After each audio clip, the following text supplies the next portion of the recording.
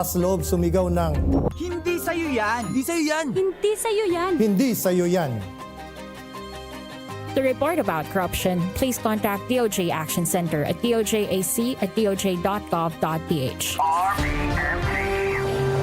Kabahagi mo, radyo ng Pilipino. Nasaan ka man sa Pilipinas, nasaan ka man sa mundo, kung ikaw ay Pilipino, ito ang radyo mo. Radyo ng Pilipino. Mga balitang mahalaga sa syudad man o probinsya, aming tututukan. Walang mintis, walang kulang. Umaga, hapon at gabi, impormasyon sa iyo'y ihahatid, kabahagi. Kung ikaw ay Pilipino, ito ang radyo mo. RPMG. RPMG. Radyo Pilipino Media Group. Kabahagi mo. Radyo ng Pilipino. Radyo ng Pilipino. RPMG. Pulsong Pinoy. Pulsong Pinoy. Mga balitang may saysay, impormasyon na tapat at mga usaping mahalaga. Narito ang inyong gabay. Pulsong Pinoy. Pulsong Pinoy. Araw-araw magbabahagi ng impormasyong inyong magagamit sa larangan ng politika, kalusugan at negosyo na pupulsuhan ng bawat Pilipino. Pulsong Pinoy! Pulsong Pinoy! Kasama si Ben Paypon. Ben Paypon. Ben Paypon. Dito sa RPMG. RPMG. Radyo Pilipino Media Group. Ang radyo ng Pilipino. Pulsong Pinoy. Pulsong Pinoy. Pulsong Pinoy. Pulsong Pinoy. Pulsong Pinoy. Pilipinas, magandang hapon. Philippines, good afternoon. Hi, Miss Universe. Magandang hapon po and welcome now to the program Pulsong Pinoy dito po sa Radyo Pilipino Media Group. Ako po si Ben Paypon, inviting you now to join us dito po sa ating programa. Ito po ay magsisimula ng alas 3 ng hapon hanggang alas 4. At ito po ay araw-araw, Lunes hanggang Biyernes. And today is Thursday. Huwebes na po ng buwan ng Enero, Agis ng buwan ng Oktubre. Yan, hindi po Enero. Oktubre po ito ngayon. We have 2 more days and 2 more months to go. Oh. And then, yan na po, Pasko na naman. 2 months and 20 days. Okay, 2 months and 20 days. Magandang hapon po. Imbitado na po kayo dito po sa ating programa at samahan po ninyo kami na himayin ang mga issues at ngayon po, pupulsuhan po natin ang Philippine National Police today. Nagulat po kayo, no? Ha? Pupulsuhan po natin ang Philippine National Police today the way the new DILG Secretary thanks about the Philippine National Police po, mga kabahagi, na kapanayam kasi ng mga media practitioners, itong ating DILG Secretary, nang maghatid po siya kay Pangulong Marcos papuntang Laos. Oh, at na-checkwan po ng mga media practitioners at tinanong, anong palagay po niya sa Philippine National Police po ngayon? Meron pong sinabi ang ating bagong DILG Chief na talagang kailangan pong pag-usapan at himayin po natin. And this is what we are going to do today. Sana po, masabaan po ninyo kami sa paghimay ng mga nabanggit po ng ating bagong sekretaryo ng Department of Interior and Local Government.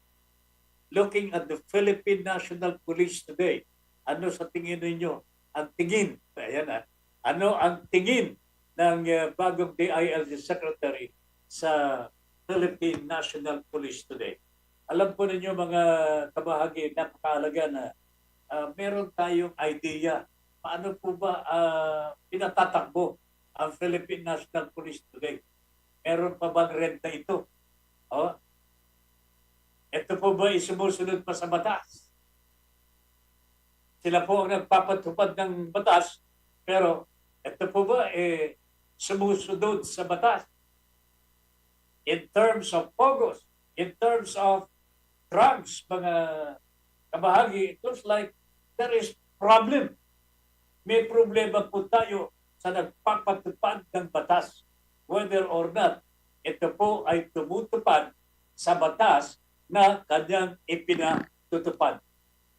Mabigat-bigat na po ito, mga kababayan. But I would like to urge our listeners to comment on this. So, mga kababayan, pulsuhan po natin ang Philippine National. Hindi po para sirain, hindi po para wasakin ang Philippine National Police. That's far from our thoughts, mga kababayan. Ang gusto lamang po natin mangyari, mapaganda po ang serbisyo ng kapulisan dito po sa ating bansa. Palagay ko po naman, ito rin po ang iniisip at hinahangad ng ating mga kababayan sa ngayon. Alright, tingnan po natin mga kababayan, ano ang tingin ng bagong DILG Chief dito po sa Philippine National Police. First, na namutawi po sa kanya mga labi po mga kababayan. Ang sabi po niya, I think, sa tingin ko po, ang sabi po ni Secretary Remulla, I think we are top heavy. Anong ibig sabihin nito mga kababayan? Top heavy. Mabigat po sa itaas. Pagka mabigat sa itaas, delikado, tutumba po. Immunity system, pag tinanggal mo yung immunity, yung mga gamot para sa immunity system, talagang matutumba po ang struktura. So, ang sabi po ng DILG Secretary, it's heavy on the top. Ang ibig sabihin po ba nito, mga kabahagi, mas marami po mga top officials kaysa yung mga sumusunod sa kanila? Mukhang, mukhang mabigat-bigat ito mga kababayan. It's a very, very serious comment from a incoming Secretary of the Department of Interior and Local Government. Top heavy po ang nasa itaas. Whatever that means, babalikan po natin yan mamaya po mga kababayan. We need, sabi po ni Secretary Remulla, we need to streamline the organization. Again, mga kababayan, may nakikita po siya problema sa organisasyon. Una, sinabi po niya, top heavy from the top. Top heavy po ang organisasyon. Ngayon, kailangan i-streamline po natin ang organisasyon. And then he said, so many superfluous positions in the institution. Grabe na ito mga kababayan. Maraming mga hindi na po kailangan ng mga posisyon na nandiyan po sa organisasyon. Ano kaya mga posisyon ito? Kanya po siguro marami pong mga problema dito sa Philippine National Police. And then finally, sabi po ng ating bagong sekretaryo, so much change to be desired. At dami pong mga pagbabago na kailangan po nating ipatupad. So much change to be desired. Madali po na puksain ang mga rogue cops. Anong ibig sabihin po niyan? Yung mga suwail, mga hindi sumusunod sa batas, yung mga nasasangkot sa criminalities, mga babayan, madali daw pong masugpo ang mga ito. Nasa pagpapatupad na lamang po ng batas. Yan pagpapatupad ng batas. Pero, eto na po siguro mga kababayan, the meat of the meat, mga kababayan, ng lahat ng sinabi ng ating bagong sekretaryo ng Department of Interior and Local Government. Ang problemang nakikita po niya, there is so much politics in the organization. Madaling magpatupad po ng batas. Pero, pagka-politika ang pinag-uusapan na sa ilalim po ng organisasyon, lalo na kung ang organisasyon ay napupolitika na po ng mga politiko, mga kababayan, ito po tayo magkakaproblema. Yan. So, there is so much politics in the institution. Yan ang sabi po ni Secretary Remulla. Very difficult, more difficult, you're talking about everyone hoping to find a solution from an imperfect people. Ito na po mga kababayan. Ang problema po natin, ang daming nagsasuggest ng mga solutions, pero lahat ng mga ito ay it deals with imperfect people. Alam po ninyo mga kabahagi, na wala naman pong perfectong tao sa mundo. Iisa lang naman po ang perfecto po. Hindi po yung may pangalan perfecto, hindi po. There is only one perfect being, and that is God. Tayo po, mga nilalang po ng ating Panginoon, tayo po ay, we have our own imperfections. And that is our nature. Pero, sabi nga po nila, natutunan ko po ito sa seminaryo. You can be perfect as your Father is perfect. Oh, you can be perfect even as your Heavenly Father is perfect. We are not going to talk about philosophy here. We're not going to talk about theology here, mga kababayan ko. Pero tignan na lamang po natin. Pwede naman po tayo maging perfecto talaga. Paanong paraan? Gawin mo ang tama. Sa abot ng makakaya mo, gawin mo ang tama. To a finite being, mga kababayan, to a human person with limitation, doing what is the best and the right thing to do at the right moment is already perfection to a finite human being. So ito po siguro ang hinahanap po ni Secretary Remulla po sa ngayon, mga babae. And probably this is all about politics po. Hindi naman po masama ang politiko, mga babae, or ang politika. As a matter of fact, ito po ang ginagamit po natin para tumakbo ang ating demokrasya po. Mga babae, politics. Diba? Politics is not at all bad, mga babae. Ang problema po dito, mga tao ang nagpapasama sa politika. Yan. Tao ang nagpapasama sa politika. Which brings us to the point, mga babayan, PILG Secretary Remulla will be dealing with people. Ito ang problema po niya, mga kababayan. Anong klase ang mga ito? Ito siguro ang kanyang sinasabi, ano kaya ito napasok ko dito? No? He is going to deal with people. Wala po siyang pagpipilian, mga kababayan. He is going to deal with people. And ito po ay napakaalaga po, mga kababayan, that we will have to accept. Lahat naman po tayo, nilalang ng ating Panginoon Diyos with our own imperfections. But as I've said, there is nothing wrong about politics. Wala pong masama sa politika. What is bad is political people running the politics in the government. So, mamaya po, balikan po natin ang pagpupulso natin ito po sa pagtingin ng ating bagong sekretaryo ng PILG sa Philippine National Police. This is our concern, mga babae. Lalong-lalo na ngayon, tignan po ninyo. Nasasangkot po ang Philippine National Police and other government agencies sa pagpasok po dito ng mga foreign nationals committing criminality in our country. So many criminal syndicates are already operating in our country. And come to think of it, natutulog po ba ang mga kapulisan natin?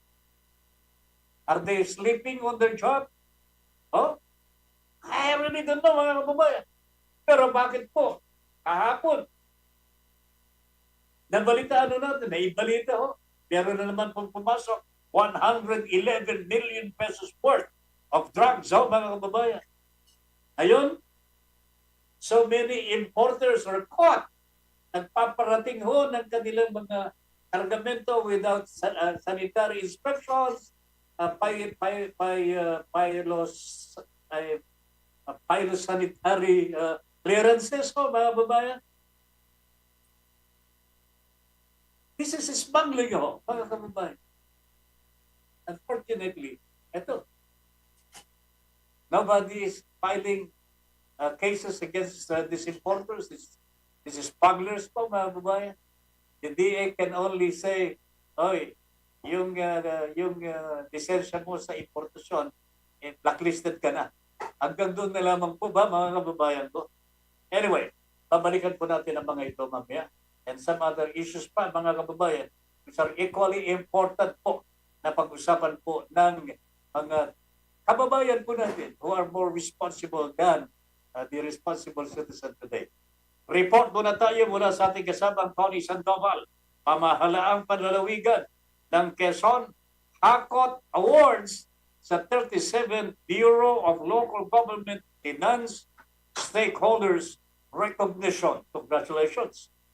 Pakinggan po natin ang report ni Tony Sandoval. Tony, magandang hapon. Ipahagi mo na. Humakot ng pagkilala at parangal ang pamahalaang panlalawigan ng Quezon sa sinagawang 37 Bureau of Local Government Finance Stakeholders Recognition kahapon, October 9 sa bahagi ng Seda Manila Bay, Parañaque City. Personal na tinanggap ni Governor Dr. Helen Tan kasama si Provincial Treasurer Marilo Uy ang mga parangal na pinagkaloob ng Department of Finance, Bureau of Local Government Finance sa pangungunan ni Finance Secretary Ralph Recto. Kabilang sa mga nakamit ng Quezon ay ang top 1 year-on-year growth in local source revenues for the fiscal year 2022, top 4 local source revenue in nominal terms for fiscal year 2022, at top 5 local source revenues in nominal terms for fiscal year 2023. Dahil sa mga naturang parangal, pinasalamatan ng gobernador ang Provincial Treasurer's Office na kaniya ay sumasalamin sa mabuting pamamahala, transparency at mahusay na serbisyo sa mga komunidad. Mula dito sa DCLT Lucena, ako si Tony Sandoval. Sa amang panig ng mundo, kabahagi mo, Radyo Pilipino. RPMG, the Radyo Pilipino Media Group, ang radyo ng Pilipino. Maraming salamat, Tony Sandoval. Magbabalik po ang Pulsong Pinoy dito po sa Radyo Pilipino. Pagkatapos po ng ilang mga paalala, sandali lang. Pulsong Pinoy. Pulsong Pinoy. Pulsong Pinoy. Pulsong Pinoy. Isahan. Makibahagi at makiisa sa pagpili ng tama. Huwag hayaang may makaisa sa maling pamumuno ng bansa. Isahan. Mamulat sa totoong dapat umupo para sa sambayanan. Samahan sa pagkilatis ang batikang mamamahayag at kolumnista sa telebisyon at radyo. Jake Maderazo. Isahan. One-on-one. Hindi lang sa halalan ang pangako, kundi sa bawat Pilipino. Makibahagi sa Isahan. Araw-araw, alas 11 ng umaga sa lahat ng istasyon ng RPMG. Isahan. One-on-one. Nagbabalik si Ben Paypon sa Pulsong Pinoy. Pulsong Pinoy. Dito sa RPMG. Radio Pilipino Media Group. Ang radio ng Pilipino. Pulsong Pinoy. Pulsong Pinoy.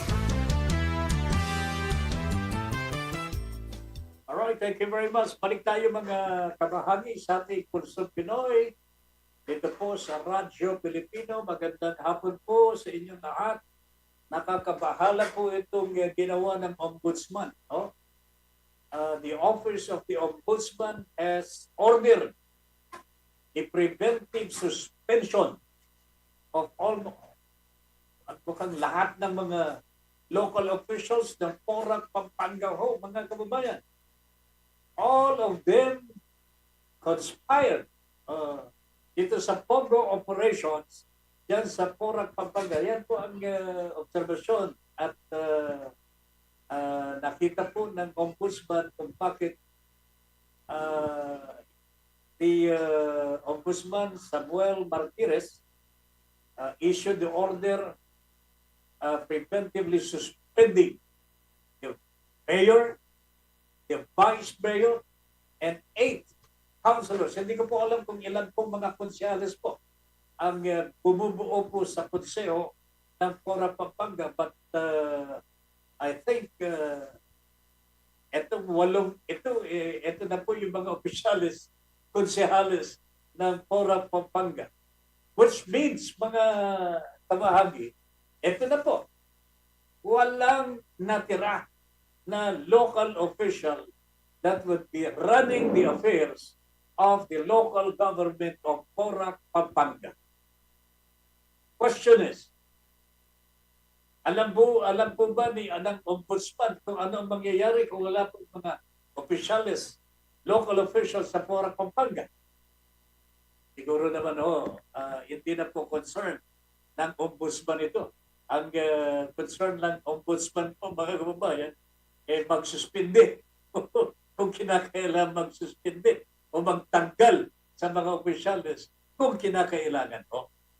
So, ang main problema sa pamamahala ng isang bayan o isang munisipyo kung sakasakali ang mga opisyalis po nito lahat nasuspindi o kaya natanggal. Depende na po yan sa local government mga kababayan. Local government, which means the Department of Interior and Local Government. Ano po bang patas po dito? Sino po bang mamamahala na? Will it be the office of the governor? Ang mamamahala na po ba office of the governor? Bababa po sila. Maglalagay po muna ng temporary officers in charge. Officers in charge. Pero ano po ang requirement po dito? Para pwede kang pumalik as officer in charge, as mayor or vice mayor or councilor. Hindi pa po natin napapag-aralan ito, mga kababayan ko. I think this is going to be the first time it happens. Lahat ng mga officials po ng local government ay suspendido. And all of them are suspended at the same time. And they have a suspension, number of days, number of months, pare-pareho po sila mga kababayan. So for a period of 6 months, may election pa po ngayon. Diba? May election pa po ngayon. Sino kayang maatasan na mag-take over po, officer in charge of the municipality of Porac, Pampanga. This is what we are, sana po ay gusto natin makausap ang TILG po kanina. Unfortunately, it was not, the time element was not enough to reach them. Pero baka naman po meron pong mga nakakaalam at tungkol po dito sa impasse dyan po sa Porac, Pampanga. Pwede bang mag-send po kayo ng comment po ninyo at sabihin po nyo sino po ba ang pwedeng ilagay, sino po ang pwedeng maglagay, sino po ba ang pwedeng mag-appoint. I think it should be the governor, mga kababayan, ang gobernador ng lalawigan. This case, in this particular instance po, mga kababayan, the governor of Pampanga should temporarily take over and handle the affairs of the local government until such time na matapos po ang suspension o magkaroon na po ang kapalit, whatever, mga kababayan po. But the office of the governor should not, huwag na po niyang pababayaan ang kanyang isa sa mga munisipyo na nawalan ng mga pamamahala. Yan. So, I hope that the problem will be handled properly by the office of the governor. Wala naman po ibang pag-aasikaso nito. Maliban lamang po kung tutulong ang Department of Interior and Local Government. Dapat po makialam po ang Department of Interior and Local Government. That is why we tried our best to get in touch with the DILG today. Unfortunately, we were not able to get them. But sana in the next succeeding days, sa programa po natin, mga makakausap po natin ng mga authorities tungkol dito, malalaman po natin ano po yung proseso ng succession. Just in case we have this problem. Nasuspindi lahat ang mga opisyales from mayor down to the last councilor po, mga babayan, ng Porac, Pampanga. Who takes over? Paano naman po mga taga-Porac, Pampanga? Wala na po silang mayor, walang vice mayor, walang mga konsyales. Sabi ng iba, mas mabuti pa po yata kaysa magkaroon ng POGO operations. Report mo na tayo, mga kababayan, live report ito mula sa ating kasamang Nestor Pogi Kagitla, Forum ng DPWH at City Engineering International Company Limited, nakatuon sa pag-aaral sa iminungkahing proyekto ng Laguna Lakeshore Road Network Project Phase 2. Pakinggan po natin ang report ni Nestor Kagitla. Nes, magandang hapon, ibahagi mo na.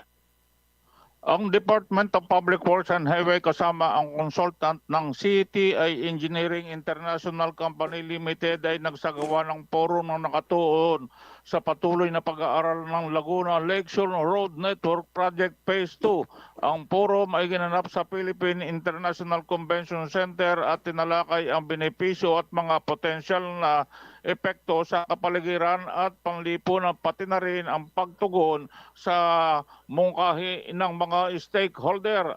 Sa isang ulat kay DPWH Secretary Manuel Bunuan, sinabi ni DPWH Senior Undersecretary Sadain na ang forum ay upang mapasigla ang transparency at mas mahusay sa pakikipagtulungan sa iba't ibang mga stakeholder dahil sa paggawa ng isang maayos at layunin na desisyon sa pamumuhunan para sa LLRN Phase 2 na 71.45 kilometers expressway sa silangang bahagi ng Laguna Lake mula sa Binangonan, Rizal hanggang Calamba, Laguna.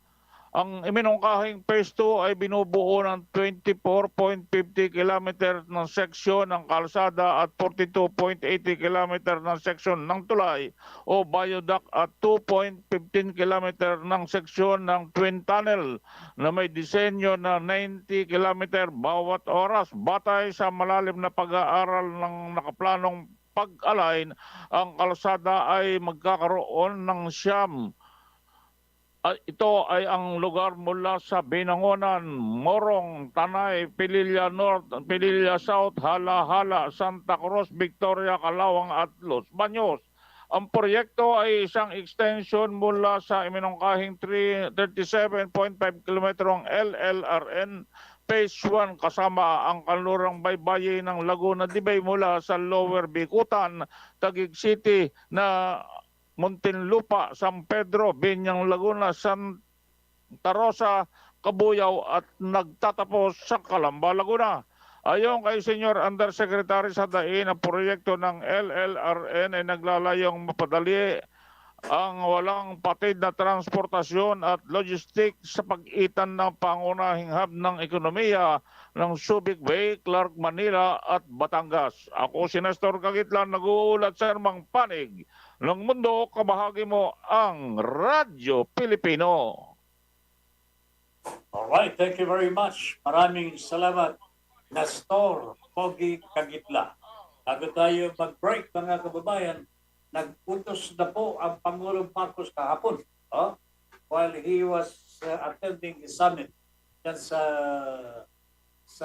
ASEAN Summit sa Laos.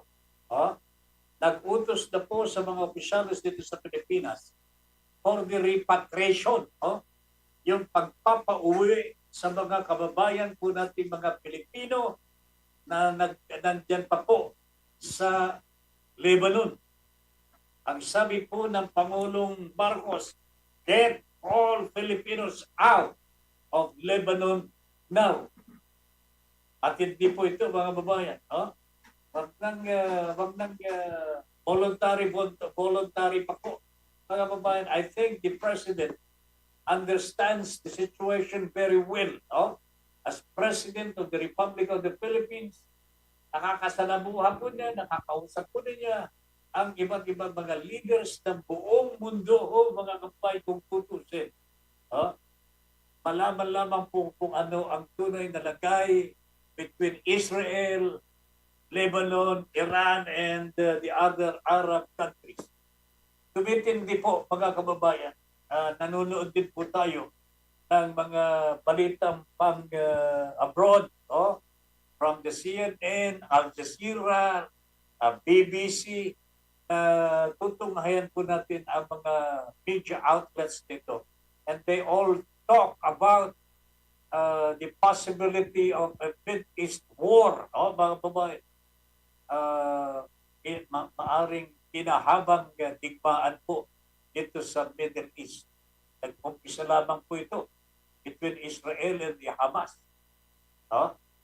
Nung makita po ng mga Arabo na agrabyado na ang kanilang mga kapwa-Arabo na mga teroristang Hamas through the Hezbollah ng Lebanon po. Ito'y alaga ng Iran. My friends, Hezbollah, alaga po ng Iran. Nagsimula na po silang manggulo po sa Israel. So, tinapos lamang po ng konti ng Israel ang kanilang natitira pang problema sa Gaza Strip. Hindi pa nga po tapos sa mga kababayan, pero ginugulo na po sila. Ayun, nabaling na po ang atensyon ng Israel sa Lebanon. O hindi na po ito Gaza ho, mga kababayan. Lebanon is directly under the Iranian government na po, mga kababayan. Ito na po ang namamahala po dyan sa Arab country na yan. Kalaban po ng bansang Israel. As a matter of fact, Iran nagpapalipad na rin po ng mga missiles, ng mga bomba papunta po sa Israel. Oh? And Israel, hindi ko alam kung naka-responde na ito. Mukhang ang tatargetin po ng Israel po, mga kababayan, ito mga oil fields ng Iran, mga kababayan. And when that happens, ito na po talaga. Wala na po makakapigil. Gera mondial na po ito, mga kababayan. And that is the reason why the President wants all Filipinos to be repatriated immediately. Ayan, ito po hindi pagkaraniwang order. Lumabas pa po ang Pangulong Marcos sa kanyang summit or meeting with other ASEAN leaders po para magbigay lamang po ng order sa kanyang mga tauhan dito sa Pilipinas. I hope they are going to implement this because napakadelikado na po ang sitwasyon dito po sa Lebanon where there are some 150 Filipinos are still there. Of course, there could be more, mga kababayan. Pero sana po, pakinggan na po, pakinig, sumunod ang mga kababayan po natin. Yung mga kamag-anak dito sa Pilipinas, kung meron po kayong pagkakataon na makausap ang inyong mga kamag-anak sa Lebanon, Beirut, or whatever, sabihan na po niyo sila, delikado na po ang sitwasyon dyan sa Lebanon. Pagbabalik po ang Pulsong Pinoy pagkatapos po ng ilang mga paalala. Pulsong Pinoy. Pulsong Pinoy. RPMG. Mga balitang mahalaga sa syudad man o probinsya, aming tututukan. Umaga, hapon at gabi, impormasyon sa iyo'y ihahatid kabahagi. Kung ikaw ay Pilipino, ito ang radyo mo. RPMG. RPMG, Radyo Pilipino Media Group. Kabahagi mo, radyo ng Pilipino. Radyo ng Pilipino. RPMG. Pulsong Pinoy. Pulsong Pinoy. Nagbabalik si Ben Paypon sa Pulsong Pinoy. Pulsong Pinoy. Dito sa RPMG. RPMG. Radyo Pilipino Media Group. Ang radyo ng Pilipino. Pulsong Pinoy. Pulsong Pinoy. Alright, balik tayo mga kabahagi sa ating Pulsong Pinoy dito po sa Radyo Pilipino. Magandang hapon po sa inyong lahat. Ako po si Ben Paypon sa ating Pulsong Pinoy at ngayong hapon po makakausap po natin ang ating kaibigan sa SINAG. Presidente po ng SINAG, si Manong So, Rosendo So. Makakausap po natin at may itatanong po natin sa kanya itong may kaugnayan sa mga pagbabakuna sa mga baboy po natin. Ito po ba tapos na po? Yung po bang ASF dito po sa ating bansa, tapos na po. Ano po bang susunod na problema? Ang susunod po bang problema, itong pagpasok ng mga smuggled goods, agricultural products, pumapasok dito po sa ating bansa. Nakausapin po natin si Kasandong po tungkol dito. Kasandong, magandang hapon po and welcome to the program. Ben Paypon po. Magandang hapon sa lahat. Good afternoon, sir. Tapos na po ba ang problema po natin sa ASF? Hindi pa, no? Yung trial naman kinoconduct, bali 6 weeks ang trial na. So continuous naman yung trial para matapos yung 5 months trial, no? And sa ngayon, bali usap-usap kami para mag-umpisa na sa ibang province din. Kagaya ng province ng Pangasinan, province ng La Union, province ng North Cotabato and other area, Bulacan, Lipa, nag-start na rin. So, para dun sa trial nitong ginagawa ng Department of Agriculture. Sa tingin naman natin, kung maitapos itong mga trial na ito, kung maganda yung resulta after 5 months, we hope na magkaroon na ng CPR, no, for commercial use. So, yun ang hinintay natin. But at this point in time, Kasandong, yung problema po natin sa ASF continues to be a problem. Di po ba? Continues to be a problem. Yes, pero hindi naman lahat ganung katindi ang outbreak except Batangas. Yung ibang area naman control, no? And yung biosecurity pang ginagamit. So sa tingin naman natin hindi alarming itong nangyari. So kaya naman natin by next year ibalik yung sigla ng mga hog raiser. Opo. So sana po ito po talagang we hope for the best. Ika nga. Let's hope for the best. Pero kompleto po ba bakuna ibabakuna po natin sa mga hayop? Kasandong? Yeah, bali yung mga its area will conduct a trial. Kasi itong trial na ito isa na kino-coordinate sa provincial vet, no, and municipal vet para at least control trial muna. And nakikita natin ang maganda nito is para makita natin yung first month kung ilan ang immune system, second month ilan ang immune system, up to third, fourth month, no, and up to the fifth month, para makita natin yung hanggang kailan kailangan pa ba ulit magbakuna, or in the fourth month, or kailan bababa yung immune system ng baboy para magbakuna ulit, or para at least matapos natin yung testing. Opo. Kasandong, maiba po ako ng topic po natin sa araw na ito. Kahapon po lumabas yung balita from the Department of Agriculture. Kayo po naman ay nasa SINAG, Samahang Industriya ng Agrikultura. At itong balitang ito talagang sapul po kayo dito. 3 po sa mga importers ang blacklisted by the Department of Agriculture dahil po sa pagpapasok po dito ng bigas at sibuyas na wala pong kapahintulutan o import permit. Ika nga. And they are blacklisted by the Department of Agriculture. Ito po ba ay tama na parusa ito sa mga importers na ito? At ito po ba mga importers na ito, one way or the other? Kilala po ba ninyo, Kasandong?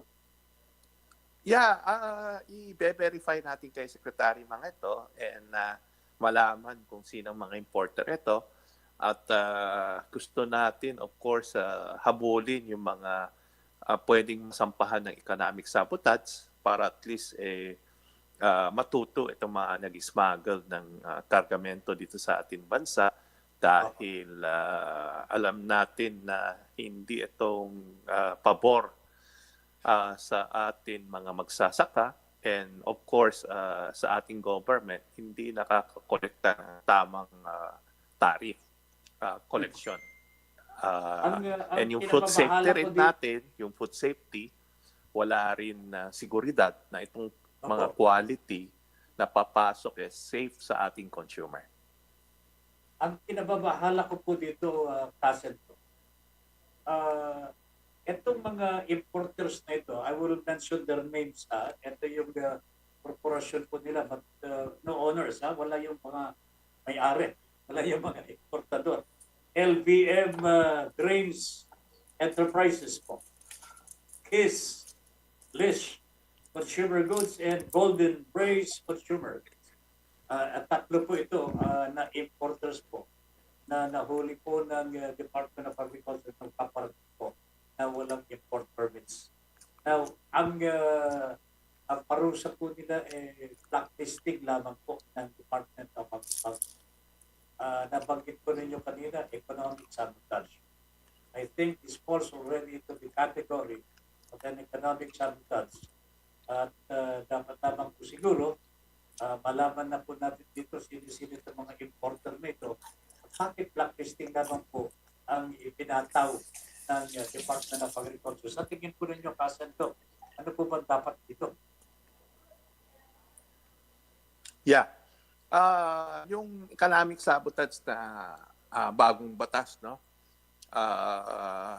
Worth 10 million yan kung nakitang worth 10 million, magiging economic sabotage, no?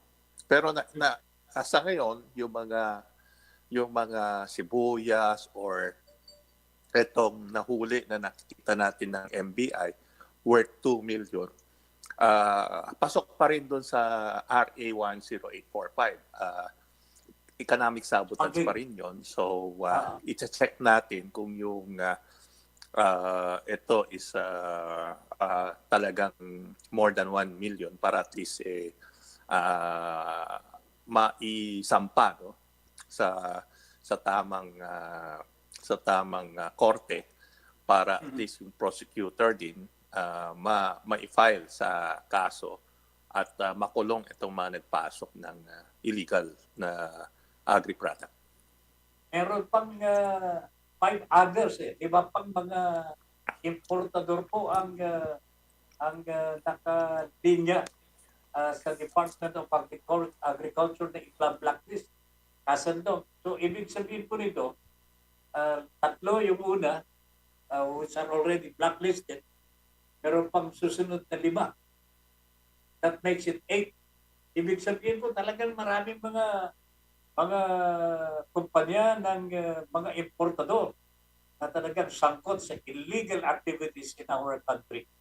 And wala man lamang pong na ilalathala sa mga payagan na mga pangalan ng itong mga importador kasi ito. Pwede po ba through your organization pakuhaan po natin ang mga pangalan ng mga ito?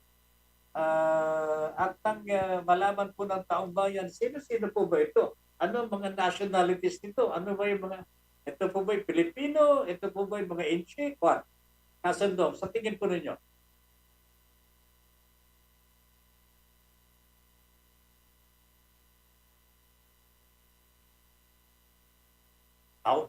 Mukhang naputol ang linya po natin. Ay, Manong Ben, nandiyan po. Opo. Thank you. Ikakusapin natin si Secretary and coordinate natin kung sino mga ito para at least mailabas natin, no, itong mga pangalan and may sampa ng kaso. Salamat po, Kasandong. Aasahan po namin na sa susunod po nating pag-broadcast, sana po may balita na po kayo. Kasi napakarami na po itong mga smugglers daw po. Hindi natin kung Pilipino o mga Inchik ang mga ito, but they are involved in this smuggling and nobody, wala pa pong nakakasuhan dito. Pati yung mga warehouses po nila na inoperate, raid ng mga BOC natin, ang Department of Agriculture, hindi na po natin nalaman kung anong sumunod na nangyari po sa kanila. Kasandong. Manong Ben, i-check natin yan and i-update namin kayo. Please lang. Maraming salamat. Kasandong. Maraming salamat, Thank you very much po. Maraming salamat. Maraming salamat. Okay, yan po mga kabahagi. Si Mr. Rosendo So, SINAG President. SINAG is Samahang Industriya ng Agrikultura. Yan, mga kababayan. They are into agriculture mismo. I don't know, mga boy, kung ito mga nabanggit ng mga pangalan ng Department of Agriculture ay kasama po dito sa SINAG. Siguro hindi talaga mga kababayan, hindi kilala ni kasentong ang mga ito. Pero we have now the opportunity to find out who owns these corporations or these organizations na nag-iimporta po ng bigas, bawang, kape, sibuyas, and so on and so forth, na wala pong permit.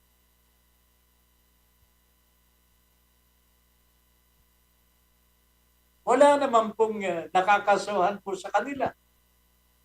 Blacklisting, wala hong silbi po ito mga kababayan. Wala po ba ninyo kung bakit walang silbi ang blacklisting? Kasi you can block that company from importing. Pero hindi mo ma-stop, hindi mo mapipigil itong kumpanyang ito kung magparating o hindi. Ngayon lamang po mga kababayan, nagpaparating illegally. So blacklist that company, he has already been blacklisted before. Nagbabiolate na po siya mga kababayan. Blacklisted na nga po siya. I-blacklist po pa rin. Sa tingin ko po mga kababayan ko, mali ang ginagawa po ng Department of Agriculture ito. Instead of imposing stiffer penalties of smuggling or economic sabotage, hindi po Para magang binibaby po nila ang mga virus mga kababayan na nanggugulo dito po sa ating bansa. Binibaby po nila yung mga virus.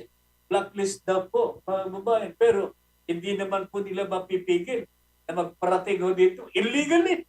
Illegally. Ito ginawa po ng mga blacklisted companies po.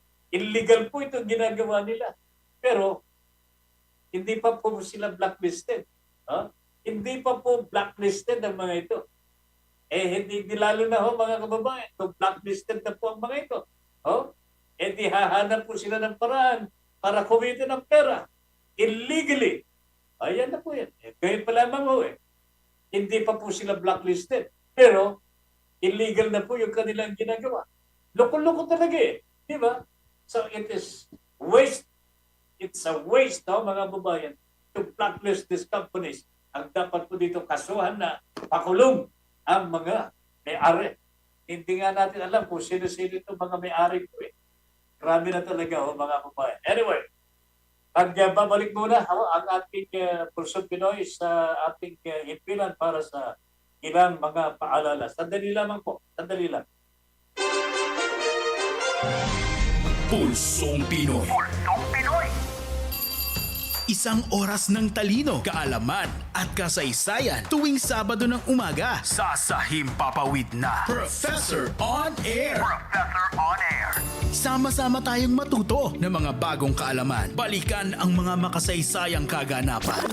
Professor on Air. Professor on Air. Talino, kaalaman at kasaysayan for everyone. Professor on Air. Professor on Air. Kasama si Professor Willie Perez. Professor Willie Perez. Tuwing Sabado, alas 10 ng umaga. Dito lang sa RPMG, Radio Pilipino Media Group. Ang radyo ng Pilipino.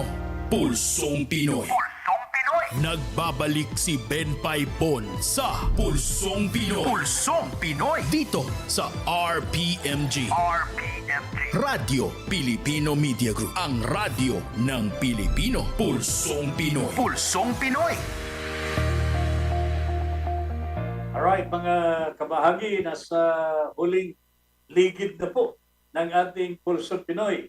Ang programa po natin ngayong hapon, last 15 minutes dito po sa Radyo Pilipino.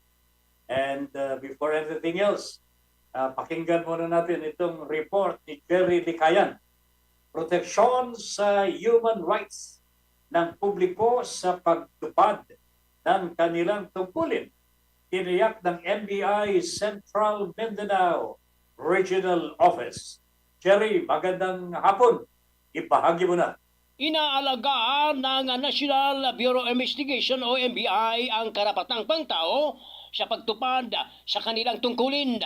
Tiniyak ito ni NBI Central Mindanao Regional Office Director Attorney Noel Morales.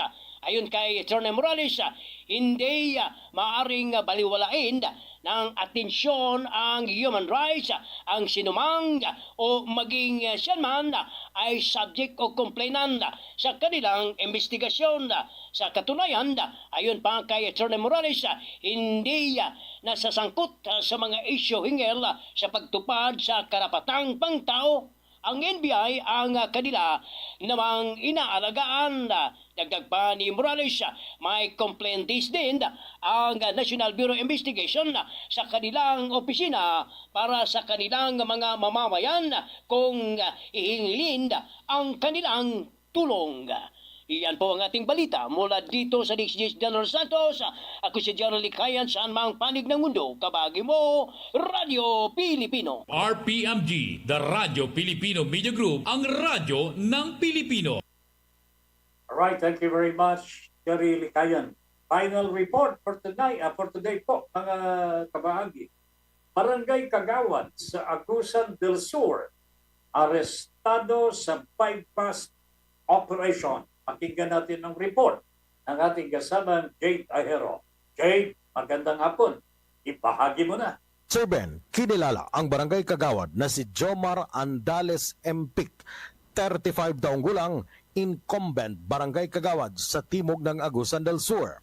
Nakuha sa kanya ang 10,000 pisong halaga ng shabu sa isinagawang drug buy-bust operation ng PIDEA Caraga noong Oktobre 8 sa taong ito sa Purok 3, Barangay Ilihan, Sibagat, Agusan del Sur. Nabatid Sir Ben na noong nakarang taong 2016 may kaugnayan pa rin sa illegal na droga ng shabu ang pagkaaresto sa nasabing barangay Kagawad at na-dismiss at nakalaya.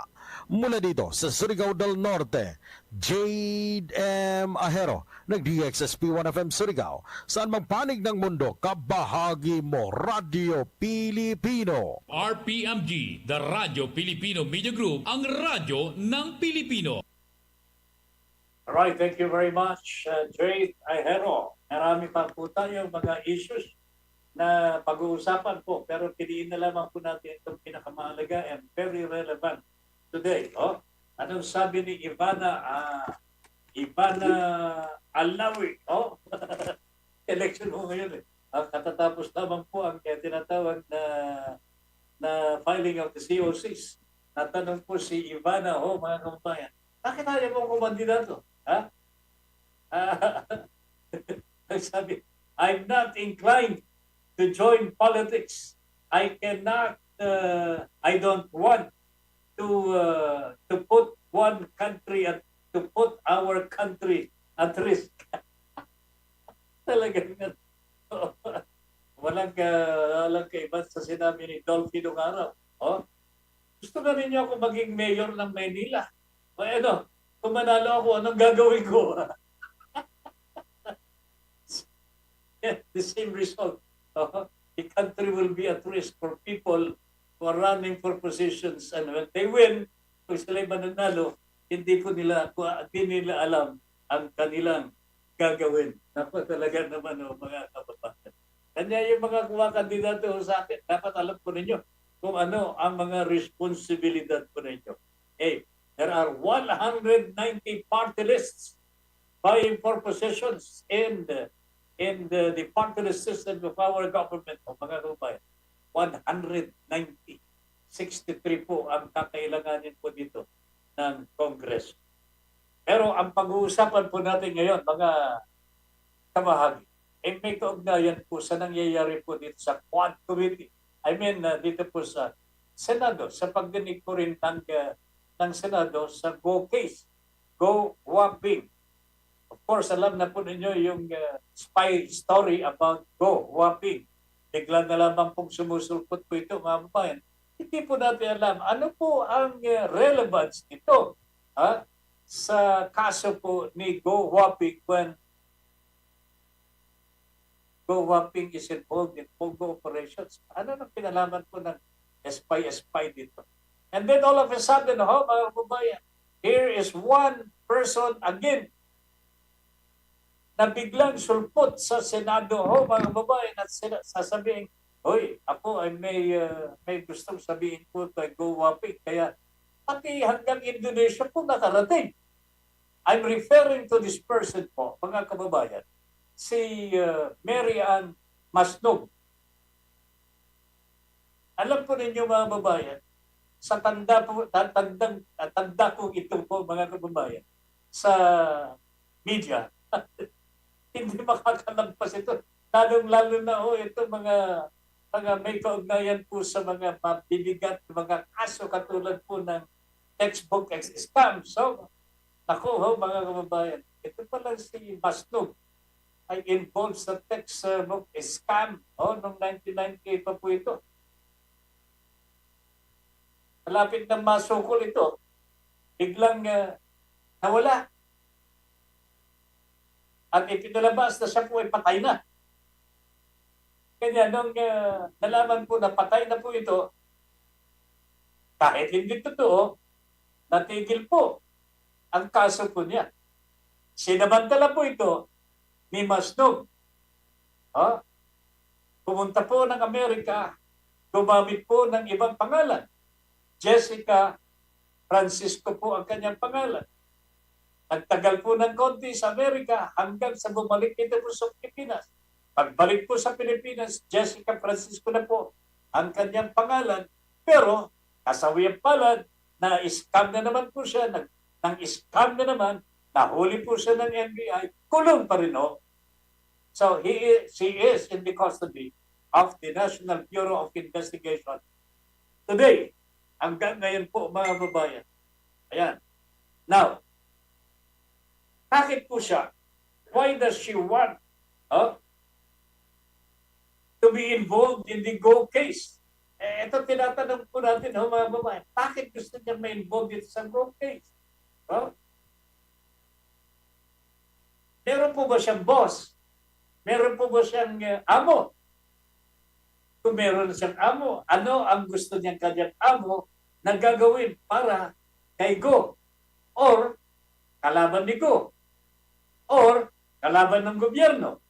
Ayan mga kababayan. Hindi po natin alam kung ano ito But definitely po, mga kababayan, somebody is using Masnog for whatever purpose, hindi po natin alam, mga kababayan.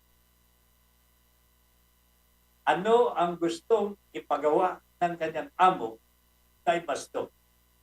Ang sapantahan po ni Bato de la Rosa, Senador Bato de la Rosa, gusto po ng amo ni Masnog, mga kababayan, na isangkot si Pangulong Duterte, Bato de la Rosa at Bongo sa Pogo operations.